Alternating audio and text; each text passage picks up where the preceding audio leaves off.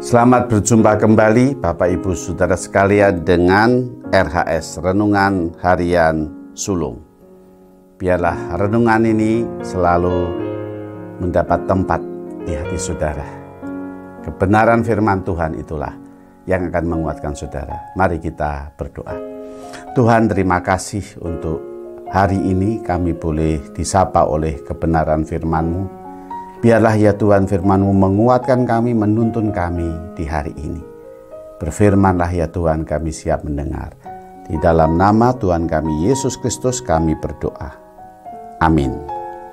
Saudara, tema hari ini kita lanjutkan dari Yohanes masih pasal 1, yaitu Aku Bukan Mesias. Itulah yang dikatakan oleh Yohanes Pembaptis ya, ketika dia berkata, Aku bukan Mesias. Dikatakan di dalam ayat 19-20, ia mengaku dan tidak berdusta, katanya, Aku bukan Mesias. Saudara, satu pernyataan Yohanes Pembaptis yang luar biasa. Sekalipun orang pada waktu itu merindukan kedatangan Mesias, dan boleh dikatakan ya, sosok Yohanes Pembaptis orang yang sangat qualified ya, orang yang sangat luar biasa untuk bisa berkata aku Mesias, tapi itu tidak dilakukan oleh Yohanes Pembaptis.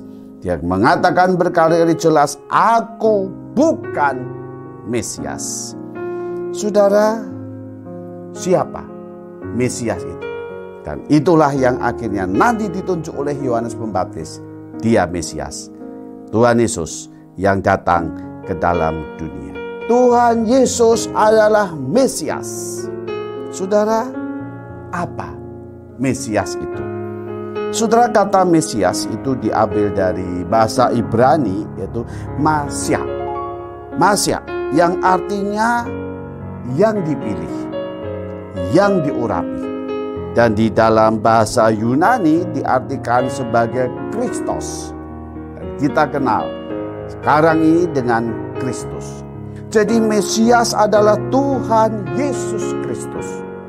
Allah yang memilih, Allah yang mengkhususkan, orang yang melakukan tugas-tugas panggilan Allah secara khusus.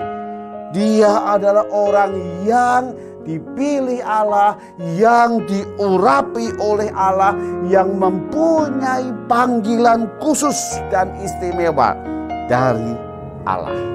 Ya, saudara, kalau kita lihat siapa Mesias itu, di dalam perjanjian lama ada 3 jabatan yang menjadi Mesias atau orang yang dipilih atau orang yang diurapi, yaitu nabi, imam, dan raja. Saudara, 3 inilah orang-orang yang diurapi, yang dipilih Tuhan secara khusus, yang diberikan tugas secara khusus. Mereka adalah nabi, imam, dan raja. Dengan demikian saudara, ketika Tuhan Yesus dinyatakan bahwa Tuhan Yesus adalah Mesias, itu berarti Tuhan Yesus adalah nabi, imam, dan raja. Dan betul saudara, Tuhan Yesus adalah nabi, imam, dan raja.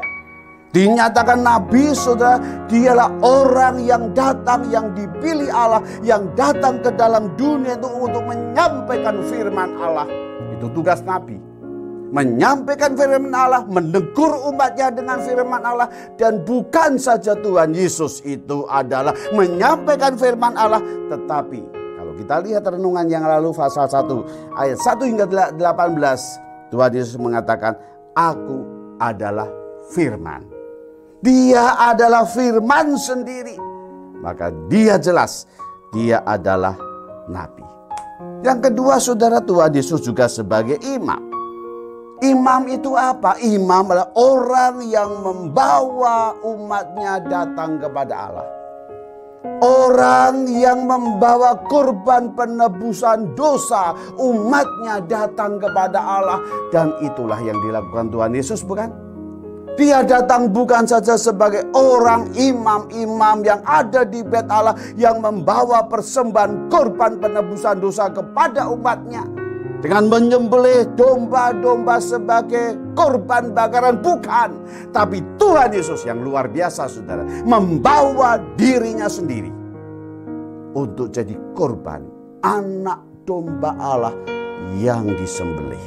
Yang nanti kita peringati di dalam minggu-minggu Prapaskah sekarang ini.